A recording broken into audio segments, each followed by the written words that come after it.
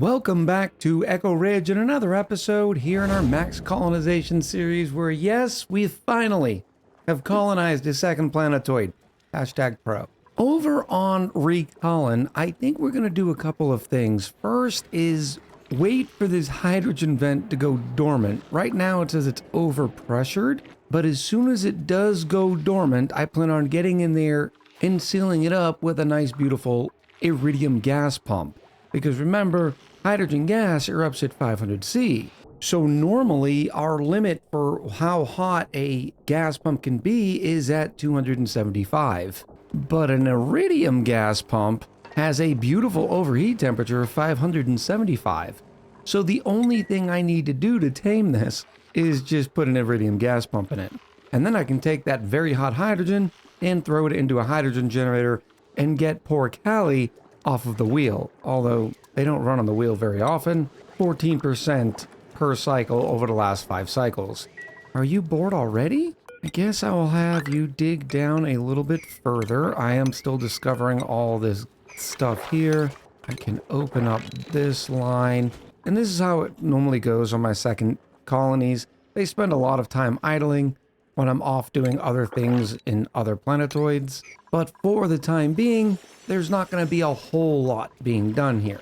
Whenever I notice that Callie doesn't have any work, I come and I queue up some stuff, and then I go about my business.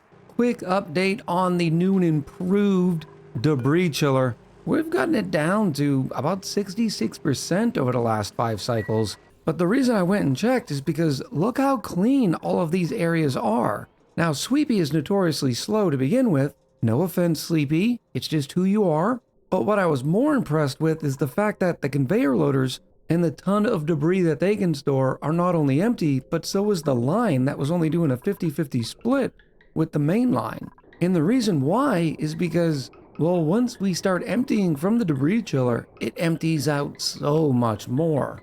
So I have a feeling that sometime during today's episode, are we actually going to see these conveyor rails completely empty? Well, save for this huge stockpile of stuff that we swept up in the colony earlier. And what is going on in here? Oh, this must be where dirt was coming in and has melted into some sand. You can see they're 20 kilo, in this case 60 kilo packets.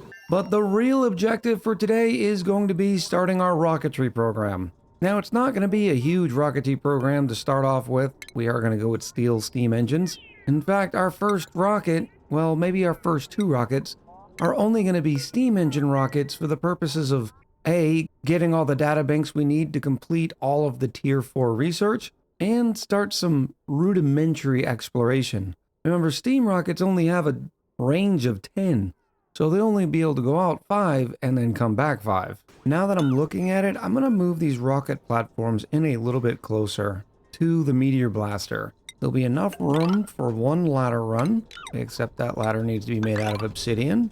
And that way, on both sides of the rocket platform, we'll have a lot more room for rocket port unloaders, such as the solid rocket port unloader, the liquid port unloader, or even the gas one down here. Basically, whatever we find out here that we want to be able to tap, like anything from this amber field, which is nothing.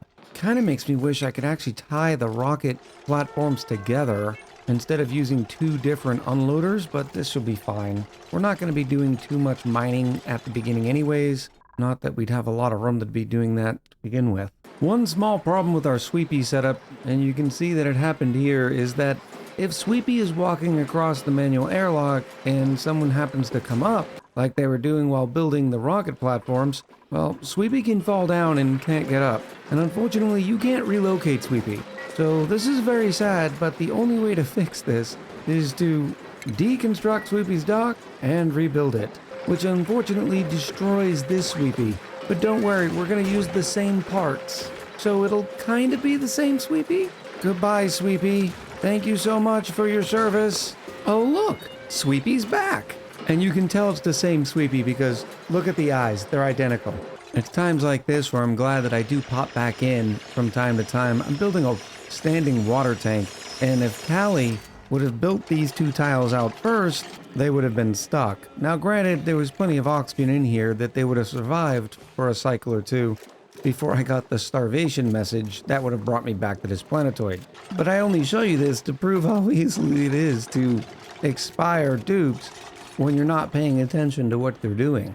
Our 2 steam engines are in. You'll notice that the steam engine provides a height of 25 tiles. For those of you who have not progressed this far in the game, what that means is I can have 25 tiles of height when we build our rocket with different modules. For instance, I know I'm going to want to put a large spacefarer module. This is where the dupe lives, because we're going to want to do some data analysis research in one rocket and some telescoping in the other one.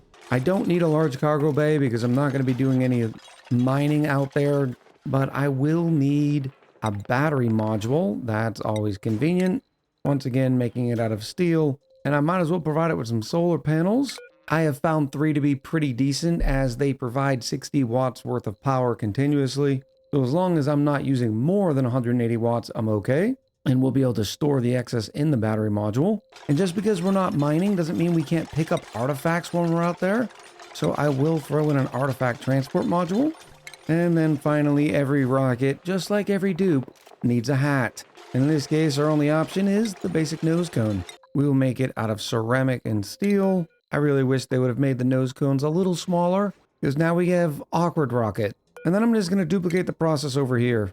Spacefarer module, artifact transport module, 1 battery, 3 solar panels, and 1 basic nose cone. Now we could add a bunch more of the solar panels, and in some cases you might have a need for that. In this case we really don't, not to mention the shorter your rocket is, the better its speed will be, because it'll have less burden. Now inside of our spacefarer module is where the work's going to begin. I always start by deconstructing this rocket control station so that I can build and design without it getting in my way. We just need to make sure we build it again once we're finished with the design. Now, I've been using a pretty similar design for most of my rockets for quite some time. I'll see if there's any sort of changes I want to do, but I think I've come up with a pretty good staple. I always start with the wall toilet because the dupes have to go to the bathroom. Now the wall toilet does take plastic, so you at least have access to it. The other disadvantage of the wall toilet is it also takes water. You can get around this by using the outhouse, but as soon as you bring in an outhouse, well, then you know you're going to have to deal with polluted dirt and germs, and so I think it's just easier to use the wall toilet. And while the wall toilet, if I add a hand sanitizer or a sink, would make this a perfectly good latrine, the problem is it requires 12 tiles, and you can't have any industrial machinery in here. Well, I need to put industrial machinery in here because I plan on making this whole thing a great hall and this side the barracks. More on that here in a minute. Now, a lot of people are tempted to put a nice comfy bed, specifically the SS Napmaster inside their rockets. You know, rocketception being what it is, having a rocket inside of a rocket. And I could make it 4 tiles tall. The problem is this whole space would only be 16 tiles. Well, going to look at our handy dandy room overlay shows us that to get a private bedroom using that single comfy bed requires a minimum size of 24 tiles. So it really doesn't make sense to put the big comfy bed in when the best you're going to be able to do is either a luxury barracks or a barracks. In this case, I'm going to be able to get away with a luxury barracks. Notice it's minimum height 4 tiles, minimum size 12. Well, we can make that happen. I also need some way to get up here, and you could put ladders, but it's sort of a waste of space. What I'm going to do is put doors. And while dupes can't travel up doors like a ladder, they can climb 2 tiles, get on top of this door, and then climb up onto this mesh tile. Now it's time to select a bed. I guess since this is the science ship, or in this case, the Intergalactic Neptune 15, you know what to do down in the comments below. I'm going to need ship names. I mean, the second one is named Spaceship. Seriously, help. But because it's a science ship, I think we'll use the old lab cot. And notice that my point of interest tile on the lab cot is the bottom left, which means when a dupe's sleeping in a cot, the only tile you have to worry about is this tile right here. I say that because your rockets have a lot of radiation, and we're going to end up stopping a lot of that radiation using plastic tiles. We use plastic because, as the resource effect says, it is an excellent radiation shield. Specifically, it has a radiation blocking effect of 68%, which is going to be the difference between our dupe getting sick while they're sitting in space for 20-30 cycles, or them being just fine. Now you'll notice that I left this tile open, and we did that for a couple of reasons. The first is because I needed that 4-tile high room in order to make this a luxury barracks. Right now it's just a barracks because, well, I don't have any plants or any decor items. We're about to fix that here by throwing in a nice arrow pot. We have 98 tons worth of diamonds, so we will use diamond because it's nice, and this 2-tile area here because it's the best use of space. The other reason is because, well, now that the radiation is able to pass through this with much greater efficacy, being that there is no plastic tile there, it's going to kill all of the germs that are sitting on the wall toilet. Hence the reason why I don't have to put a hand sanitizer or a sink in here. Next, we're going to build our floor for this side of the rocket. Notice that I'm leaving this tile open. We're doing that very specifically because it means this whole area will represent one room. And since this is where we're going to be making those data banks, I need to put in the orbital data collection lab. But before I do, I need to finish off this area here. And since it's 5 tiles, I need to make sure that I can actually build the plumbing that I'm going to need. So I'm going to bring that in just like this. Notice that I'm using a regular liquid pipe and not insulated. And then I'm going to start planning on where I'm going to bring that water in. Remember our main water spine? That's sitting at a conveniently cool 25 degrees. Well, I can just send it right on through the sauna, making sure that I insulate it very well. Looks like I'm going to have to avoid some neutronium. What else is new with this playthrough? We will go all the way over, say, this spot right here. And then I'm going to switch over to obsidian insulated pipes because it's going to get a little warm. Connect that input and then go straight over and connect that input. If you're wondering why I chose to highlight the fact that it was already pre-chilled at 25 degrees, it's because I'm going to be using these pipes to sort of keep the rocket a little chill. Every 10 kilos of water that comes in here is going to be sitting at 25 degrees, which is going to help absorb all the heat that's going to be generated in here, whether that be from a refrigerator or the orbital data collection lab, which does create 625 DTUs. Not to mention, well, the dupe themselves. Yes, dupes create heat, and you may never notice about it, but in a small space like this, you have to be especially sensitive to what you're bringing inside your rocket. Over on our secondary planetoid, while I let the dupes build the pipes inside that rocket, I realized something. Maybe I don't need a giant water tank.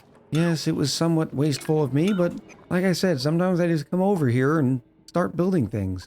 The reason why is because I have 2 requirements for water. One being the bottle filler to make sure that our sinks stay filled. The other being the bog buckets. The original reason why I decided to start building a water tank was just because I wanted to get rid of the buckets. And this is just a perfect example of getting stuck in our routines of how we typically do things. Well, with the introduction of the bottle drainer, it sort of changes the way we think about things. Unfortunately, I am going to need some refined metal, which means Callie needs to get in here. So let's say we just dump this entire mess of polluted water and dig all that out.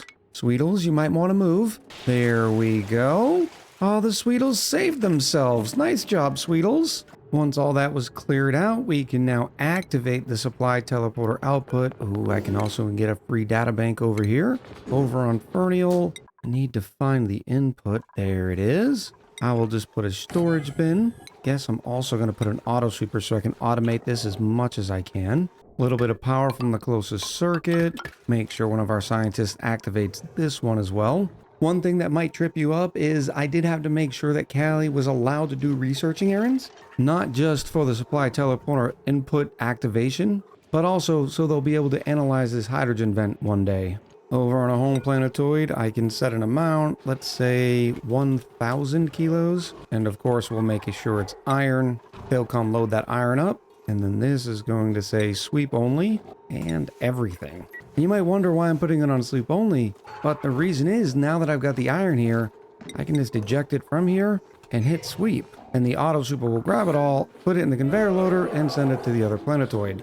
Oh, and there's our beautiful refined iron now. The long story short, I can now put in bottle drainers, I will put one in here and say here. Tie them both in. Wait for Callie to finish taking their nap. And now all the little water buckets are going to be dropped off here automatically and added to our supply. So a little bit different than having a big tank with a bunch of bottle emptiers over it. Yeah, it's going to take a little bit longer.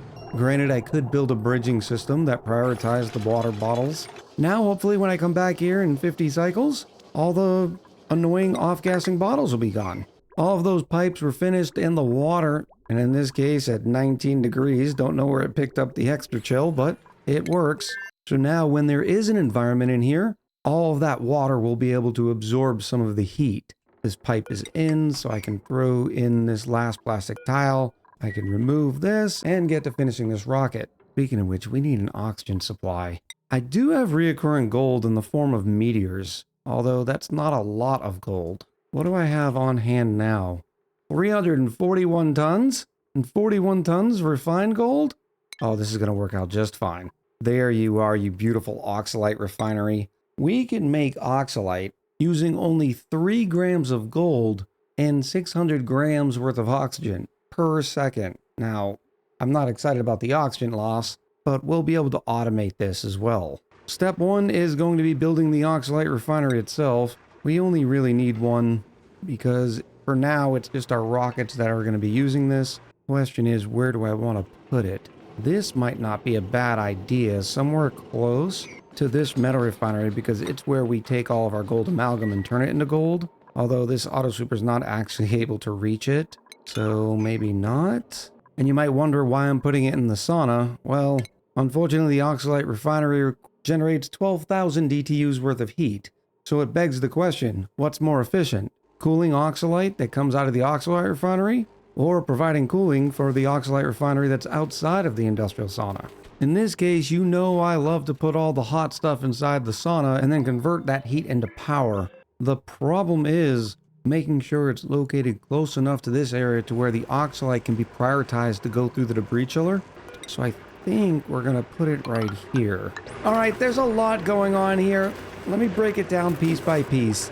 Our oxalite refinery requires 1200 beautiful watts. We had an available transformer here. The only other thing on this line was up here for this auto sweeper and conveyor loader. Next, we need gold. And that's not too bad. We can use our newfangled storage tiles. We'll put one, say, right here. With that in, I can say gold, and then I'll wait for it to fill up, and then I'll put it on a priority of 4. Remember, it only requires 3 grams per second of gold, so a little bit goes a really long ways. Next up, we need some oxygen. So if you remember, last episode, I started tapping into this vent as backup oxygen for our somnium synthesizer. It's doing great, by the way. Has a backstock of 24 dream journals inside of it, 9 dream journals sitting here, and that is with 6 duplicants with 3 downtimes each. So not shabby at all. Unfortunately, we drained all of the oxygen out of here, and this is now dormant. We have a backup supply coming off of our colony. Now, this is not great because, well, our colony needs oxygen, but right now I have it as a 50-50 split. If I see that it's becoming a problem, I will just move this bridge over by 1, and so it'll prioritize this line first. But as it is now, it's being bridged onto this main line saying, hey, if the vent is outputting some oxygen for use, you can back this one up. It does a 50-50 split with the oxalite refinery. The reason why it does that is because this line is also secondary to the rusty deoxidizer that's also providing oxygen whenever we get some spare salt, which right now we're backed up to about 100 kilos. All the rest, once again, if the somnium synthesizer starts running low on oxygen, what I might do is prioritize this. In fact, I'm going to do that now and just have the overflow going into the oxalite refinery. Because remember, my maximum aptitude buff is very important, especially for dupes like Callie, who's taming a brand new world, or sleeping and eating all day. From there, it creates the oxalite. Now, because I want to make sure that oxalite is nice and cool, I need to scoop it up into a conveyor loader. Otherwise, what's going to happen is the oxalite that's coming out of here, as soon as I have a demand for it inside of a rocket, they'll grab it, no matter if it's 215 degrees or not, and superheat the inside of the rocket. Not good. So what do? Well, I just say, hey, auto sweeper, pick everything up. Right now, there's some excess igneous rock sitting around, but once it does, it's going to throw it in the conveyor loader. Notice the bridge stops this entire main line coming out of the industrial sauna and prioritizes anything that's coming out of this conveyor loader. Because once again, I need this oxalite to get out of here before a dupe gets their grubby little hands on it. Now, that wouldn't normally be a problem, but we're a little backed up. Oh no, it's now transferring gold. Okay, let's not go with everything. Let's just go with the igneous rock that has been sitting there and oxalite. And the reason why I was doing is because I had already reset the priority of the storage tile to a priority of 4. That's not too big of a deal. So now, whenever oxalite is created, it'll go in the conveyor loader and be prioritized to go around our debris chiller, where we now have a solid filter on the output of, I can get rid of this line now, that scans everything going through. If it's oxalite, it's going to drop it right here into this water. Now, I'm going to put an auto sweeper here. I'm looking forward to the end of this playthrough to see how many total auto sweepers I've used. That will take the oxalite that came out of here and put it inside the storage bin. And you already know what we're going to do from there. I don't need 20 tons of oxalite. In fact, 1 ton will last a very, very long time. Remember, your average dupe consumes 100 grams worth of oxygen per second. So we know exactly how much they consume per cycle. 100 grams times 600 seconds in a cycle is 60 kilos worth of oxygen. So 60 kilos worth of oxalite will last a duplicate 1 entire cycle. Now that I'm ready to do this though, I had it on priority 9 just to get all the oxalite on the colony in there. I've reduced it down to a colony of 1, and we'll say all oxalite picked up and then thrown in the smart storage bin. But if we figure that the average space mission is going to be 40 cycles long, well then we know that each trip will require 2.4 tons worth of oxalite. So maybe I will keep it on 20 tons. Because oxygen and even gold are finite resources around here, I don't want it creating oxygen forever. Hence the reason why we're using a smart storage bin. So once it's full, it's going to send out a green signal. And I'm sure you're used to this by now. I'm then going to flip it into a red and then send that red signal all the way up into the oxalite refinery. So yeah, we're going to be using quite a bit of oxygen on the front end. But once this storage bin is full, we will only be creating more oxalite as demand requires for our space missions. Speaking of which, I need to put some additional scaffolding here. I'll put a ladder there and a ladder there. But now that we have that figure, we can go back inside of our rocket and we can put down a wonderful storage bin, and we know exactly how much oxalite we're going to need. We will make it weepy blue. For some reason, I always think of oxygen as blue. This seems like a decent enough spot. And then I will set it to 2400 for now. And we know off the top of our head that our space missions with 1 dupe inside this rocket will be able to last for 40 cycles. In fact, wouldn't it just be a little bit better if I made them for 50 cycles? So we'll load up 3 tons worth of oxalite inside the weepy blue storage bin. And because it has a priority of 5, duplicants will grab the oxalite here and bring it over to the storage bin. And because it's been cooled, our entire rocket is being flooded with 28.9 degree oxalite. Now eventually this whole cavity will fill and the oxalite in this storage bin will stop off-gassing. But until then, they're going to keep bringing it until we have 3 tons. No, Piercer, we're not using this potty. You do what you gotta do, buddy. Once we have the rocket control station, we can prevent that, but for now it's not a big deal. Now with oxygen, that's all sorts of great, but the dupes in here are not going to be in suits, which means they're also going to be creating carbon dioxide that we need to get rid of. So we need to be able to do something with that carbon dioxide, otherwise after 50 cycles, half your rocket will be filled with carbon dioxide, making all sorts of problems. So we're going to use a mini gas pump and throw it right into here. I'll put it, say, here. And I'm going to connect it with some automation. In fact, I can put the automation right here as well. Definitely does not need to be made out of iridium. Why am I building gas element sensors out of iridium? But the automation is going to be looking for carbon dioxide. And when it finds some, it's going to turn on the mini gas pump. But it's not going to do it for just one single blob. We want to wait until there's a decent amount of carbon dioxide on the bottom before we start emptying it. To once again, save power. So that means we're going to use our filter gate In fact, I can throw it down here to save some automation space. And then we can set the filter to say, hey, if you've seen carbon dioxide and it's been sitting there for longer than 5-10 seconds, well, that means it's time to start pumping. And now here's where you have a choice. You can use the gas filter, as in the building, knowing that it does require 120 watts to filter out oxygen. You can use the powerless filter to do the same thing, not costing you any power, or you can not worry about it, knowing that you're going to be trying to only pump carbon dioxide, ensuring that the carbon dioxide's been sitting there for long enough. In other words, this entire level is all carbon dioxide. By setting our filter, let's say 10 seconds, you can pump it all out, knowing that you will lose a little bit of oxygen with that. In this case, I am going to opt for the powerless filter. After reading some comments from the powerless filter example, it seems like the community's pretty 50-50 with it. No one really considers it exploitive. Obviously, it's using the mechanics that are built in with the game, but most people do think it is probably a little bit more complicated than it's worth. In this case, the Spacefarer module is a perfect use case for it because power is at such a premium. So I'm going to try to do this on the first try. It doesn't normally happen. Now we know the first thing it's going to pick up is oxygen, so oxygen's going to be in this loop, and I do not want oxygen to exit the cabin, so I'm going to send it all the way back up. We'll say to a wonderful gas vent, and anything else that it sees, such as polluted oxygen in case a dupe pees themselves, or the carbon dioxide in question, will bypass that bridge and go outside the rocket.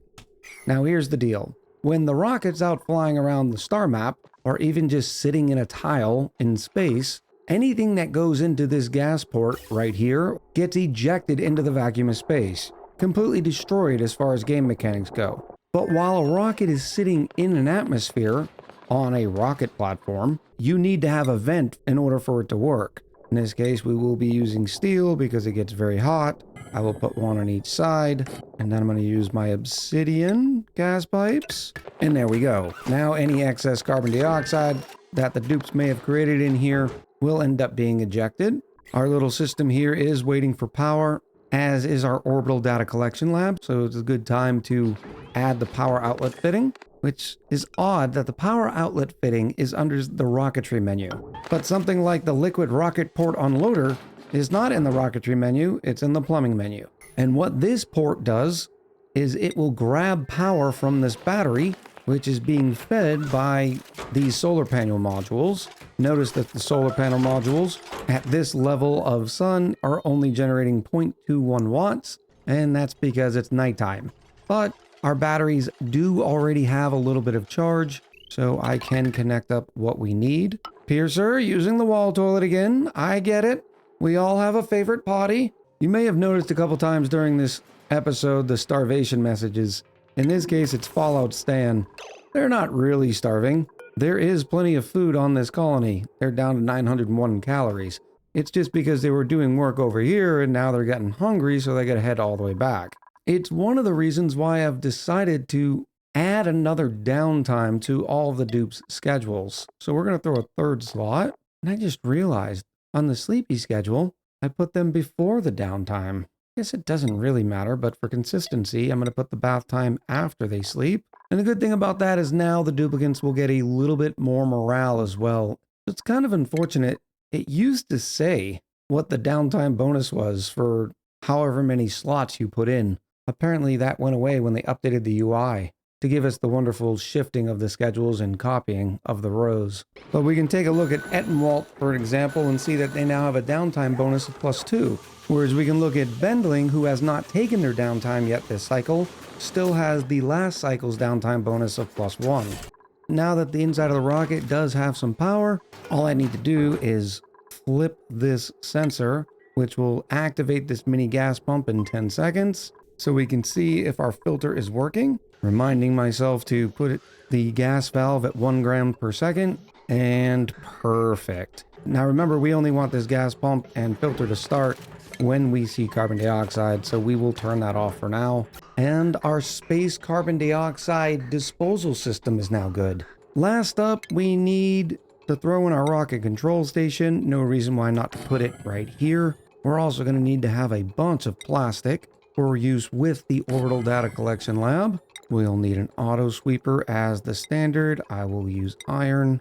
And then of course our duplicant's going to need a place to eat. So we'll add a mess table right here. Keeping in mind that we'll probably have a refrigerator. More on that here in a few minutes.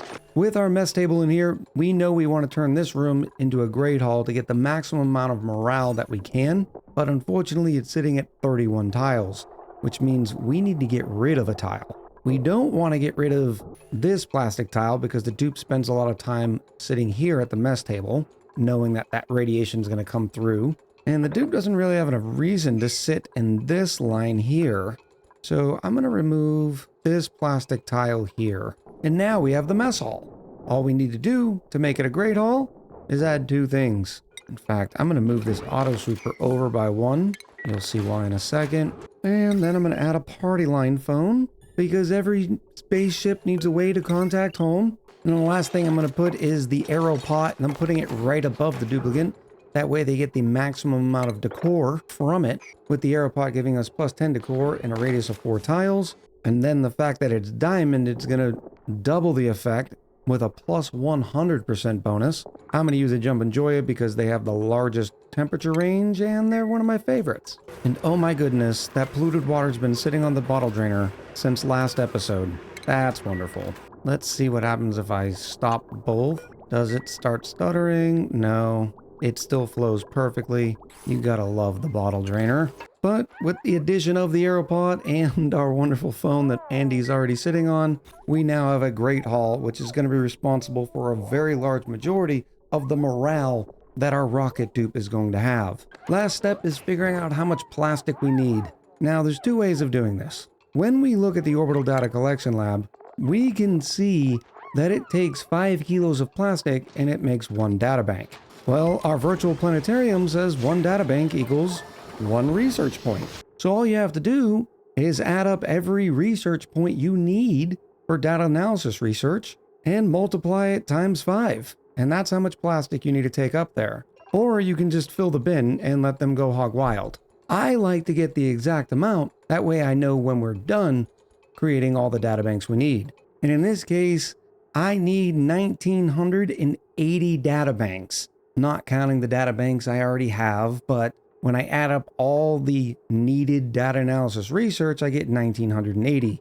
Times that by 5 for 5 kilos of plastic per databank means I need 9.9 tons. Keeping in mind, I've already completed solid management, which would have brought the total to 10,500 had I not done any. But that gives us a nice round number. I'm going to say 10 tons of plastic. The dupes will go grab it, and this rocket is just about ready to go. Now, I want to do the same thing to this rocket, except I don't want it to take that much time. You may have noticed this episode that I once again have the blueprint mod activated. So what I'm going to do is I'm just going to take a snapshot of all this, head over into the spaceship, and whammo blammo, they're going to come and build this. Now, this rocket's not going to do the same stuff. Instead of an orbital data collection lab and some plastic, I'm going to be putting in a telescope, but everything else is the same. Now, I can't put the telescope in first because I once again need to be able to reach up here into this tile to be able to put the liquid pipe there. So I will put a ladder. It also doesn't take any blueprints. So right now we have a standard cot, but because this is the sightseeing rocket, I say we use the Stargazer. Kind of fitting. And then lastly, the blueprint does not capture the rocket control station, which we will put in right there. And yes, I know, I need to add drywall, but I wait until after I use the blueprint to do this because once again, the blueprint mod does not copy alternate blueprints.